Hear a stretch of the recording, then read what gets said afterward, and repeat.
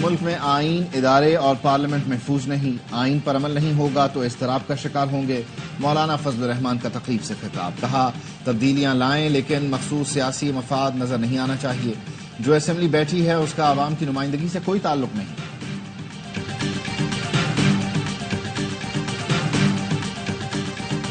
جلسے کے لیے پنجاب حکومت نے تمام راستے بند کیے تھے۔ نون لیگ جمہوری ہے تو مینار پاکستان پر جلسے کی اجازت دیتی۔ وزیر اعلیٰ کے پی علی امین گنڈاپور کا ویڈیو پیغام، کہا ہمت ہے تو دوبارہ جلسے کی اجازت دیں، آپ کو بتائیں گے جلسہ کیا ہوتا ہے۔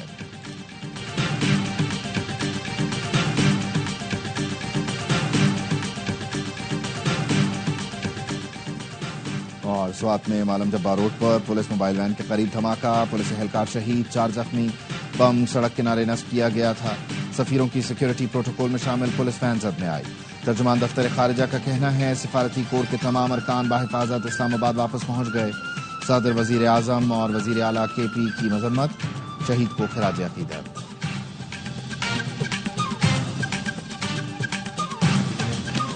انتشاری سیاست مسترد کر کے عوام نے معاشی پالیسیز میں بہتری کو ترجیح دی۔ ہم جلسے 2028 میں کریں گے، ابھی عوام سے کیے وعدے پورے کرنے کا وقت ہے۔ وزیر اعظم شہباز شریف کہتے ہیں معاشی بحالی سیاسی استحکام سے جڑی ہے۔ سیاسی انتشار کا مقصد عوام کو ریلیف دینے کے عمل کو متاثر کرنا ہے۔ معاشی چیلنج اور دہشت گردی سے نمٹنے کے لیے قوم، سیاسی جماعتوں اور اداروں کو مل کر کام کرنا ہوگا۔ سیاسی افراتفری میں ملک اور قوم کا بہت وقت ضائع ہو چکا، اللہ کا شکر ہے مہنگائی سنگل ڈیجٹ میں واپس آئی۔ ہم سب کا اصل ہدف یہ ہونا چاہیے کہ IMF کا آخری پروگرام ہو، یہ اصل کامیابی ہوگی۔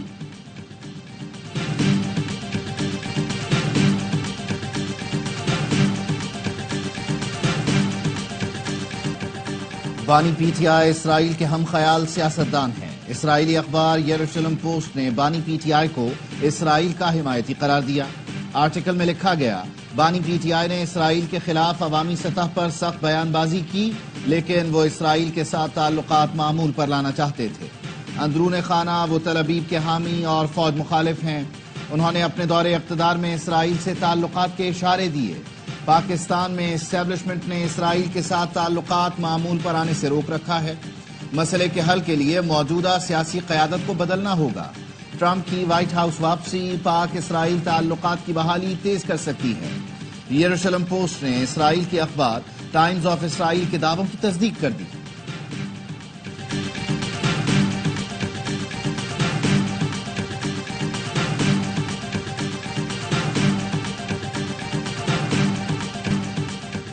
فضل الرحمان سے سنا بانی P T I Israeli agent ہے، اب ثبوت بھی سامنے آ گیا۔ لیگی رہنما احسن اقبال کا رد عمل، بولے اب کوئی پاکستانی بھول نہیں سکتا کہ بانی پی ٹی آئی پروجیکٹ کا ماسٹر مائنڈ کون ہے۔ ان کی پش پر صہیونی قوتیں پاکستان کو ہائی جیک کرنا چاہتی ہیں۔ کشمیر اور فلسطین کے موقف پر قائد اعظم قوم کو کھڑا کر کے گئے ہیں، عوام کسی کو اس کے ساتھ کھلواڑ نہیں کرنے دیں گے۔ وزیر اطلاعات پنجاب عظما بخاری کہتی ہیں بانی P T I planted Israeli agent ہے۔ 2020 میں زلفی بخاری نے برطانوی پاسپورٹ پر اسرائیل کا دورہ کیا۔ مختلف صحافیوں کو بانی پی ٹی آئی نے اسرائیل کے دورے پر بھیجا۔ مریم اورنگزیب نے کہا یروشلم پوسٹ کی بات چشم کشا ہے۔ آرٹیکل نے بانی پی ٹی آئی کا دوگلا پن اور تضادات کا پہلو بے نقاب کر دیا۔ وہ اسرائیل سے معمول کے تعلقات چاہتے تھے۔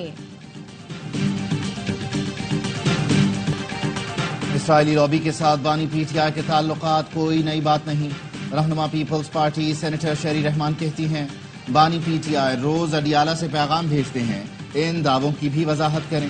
فلسطینیوں کو حق ملنے تک پاکستان پالیسی میں کوئی تبدیلی نہیں لا سکتا۔ سندھ کے سینئر وزیر شرزیل انعام میمن نے کہا یروشلم پوسٹ کے آرٹیکل کے بعد جو اسرائیل سے نفرت کرتا ہے وہ بانی پی ٹی آئی سے بھی نفرت کرے گا۔ بانی پی ٹی آئی کو ہمیشہ گولڈ سمتھ کی سپورٹ حاصل رہی ہے۔ لندن میئر کے الیکشن میں بانی پی ٹی آئی نے یہودی لابی کے امیدوار کی مہم چلائی تھی۔ سعید غنی نے کہا بانی پی ٹی آئی کو کہیں نہ کہیں سے سہولت کاری ہو رہی ہے، اب جو آرٹیکل آ رہے ہیں وہ ہماری باتوں کو سچ ثابت کرتے ہیں۔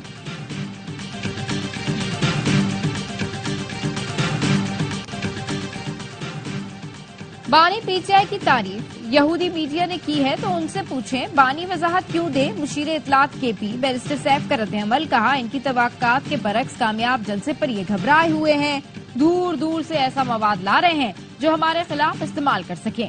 بانی پی ٹی آئی نے اپنی پوزیشن بار بار واضح کی کہ وہ اسرائیل سے متعلق کیا سوچتے ہیں. پہلے ان لوگوں کو مودی سے تعلقات اور بھارتی ایجنسیز کی وضاحت دینی چاہیے.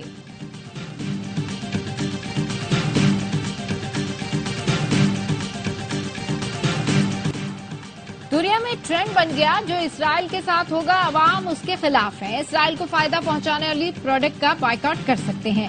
امیر جماعت اسلامی حافظ نعیم الرحمان کا خطاب. کہا اسرائیل نے 42,000 سے زائد فلسطینیوں کو شہید کیا.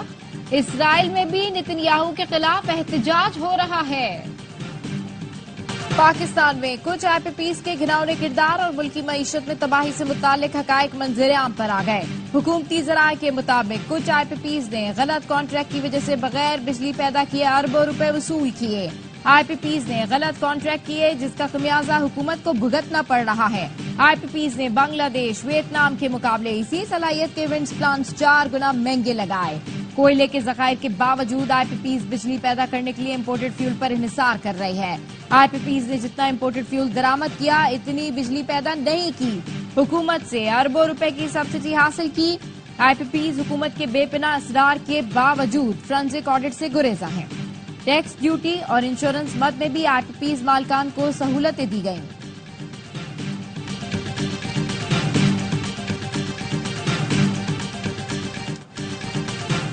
نیب کی 25 سالہ تاریخ میں ایک ہی پروجیکٹ میں بڑی ریکوری.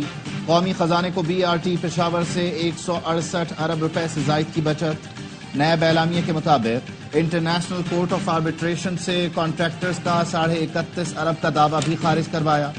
منصوبے کی تحقیقات کا آغاز 2018 میں ہوا. کانٹریکٹ کے 6 منصوبے غلط طریقے سے چند مخصوص کمپنیوں کو دیے گئے. کمپنیوں نے معاہدے کی خلاف ورزی کی. تقریباً 1 ارب بغیر کام کے حاصل کیے. کانٹریکٹرز نے پشاور ڈیولپمنٹ اتھارٹی کو جعلی گارنٹیاں جمع کروائی تھیں. مقررہ مدت میں کام پورا کیا نہ غیر ملکیوں نے آ کر کام کیا. کانٹریکٹرز کی جانب سے بوگس آڈٹ رپورٹ جمع کروائی گئی. غیر ملکی کمپنیوں کو ان کے سفارت خانوں کے ذریعے شامل تفتیش کیا گیا. لاگت اضافے ادائیگیوں میں تاخیر پر سود کی ادائیگی کی بنیاد پر 5 ارب کا دعویٰ کیا گیا. پروجیکٹ اصلی لاگت پر مکمل کروا کر قومی خزانے میں 9 ارب کی بچت ہوئی.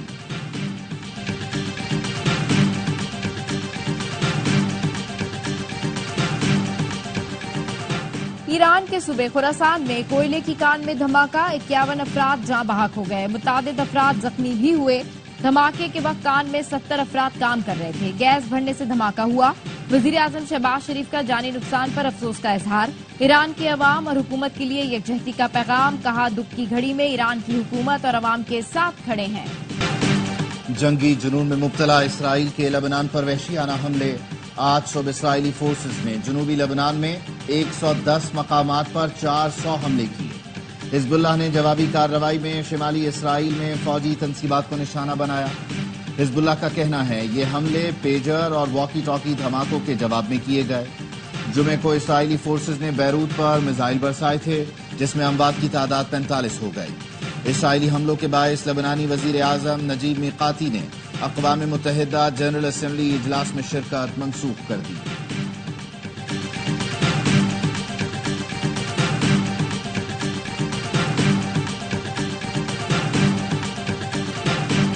لبنان کو ایک اور غزہ بننے نہیں دیا جا سکتا. لبنان اسرائیل جنگ کو ہر صورت روکنا ہوگا. اقوام متحدہ کے سیکرٹری جنرل اینٹونیو گوتریس کہتے ہیں لبنان کو غزہ کی طرح کھنڈرات میں تبدیل ہونے سے روکنا ہے. امریکہ نے اپنے شہریوں کو فوری طور پر لبنان چھوڑنے کی ہدایت کر دی.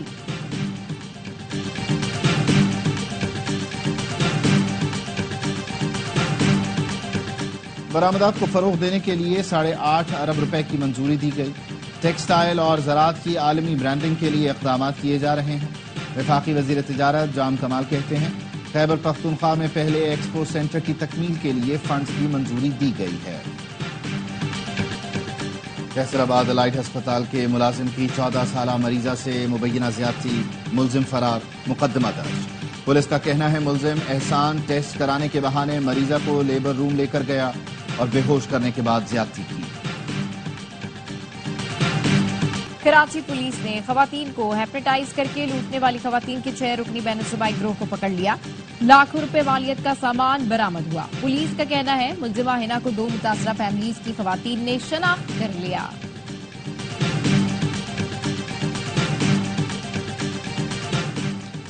کانگو وائرس میں مبتلا نوجوان کوئٹہ کے فاطمہ جناح ہسپتال میں دم توڑ گیا.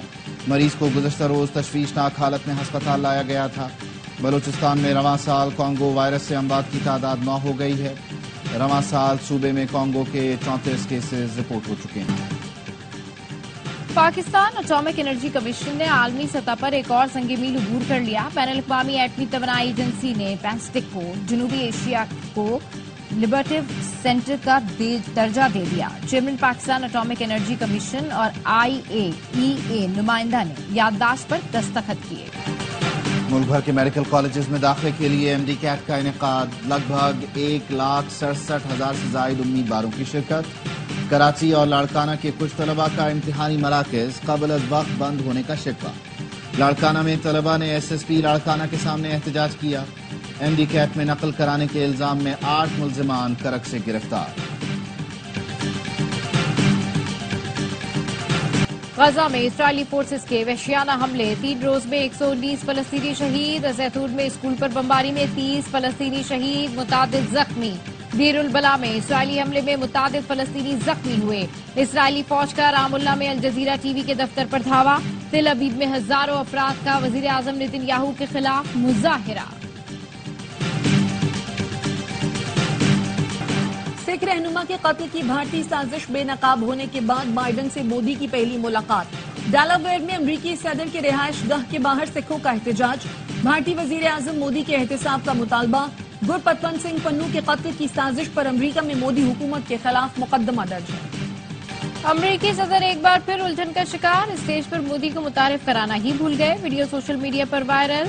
کوڈ رہنماؤں کے اجلاس میں بائیڈن بھول گئے کہ اب کس کو بلانا ہے. تقریب کے ناظم نے مودی کو خطاب کی دعوت دی.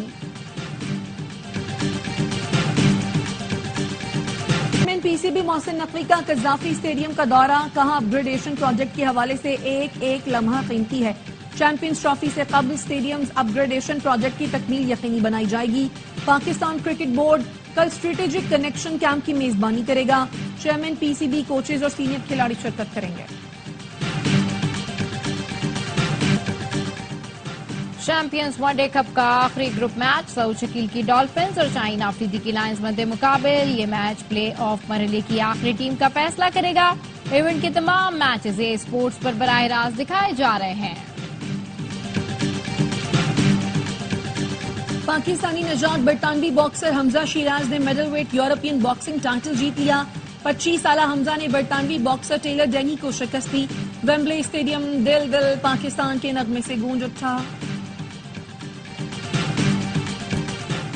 اور بانی جماعت اسلامی مولانا سید ابوالعلی مودودی کی وفات کو 45 برس بیت گئے.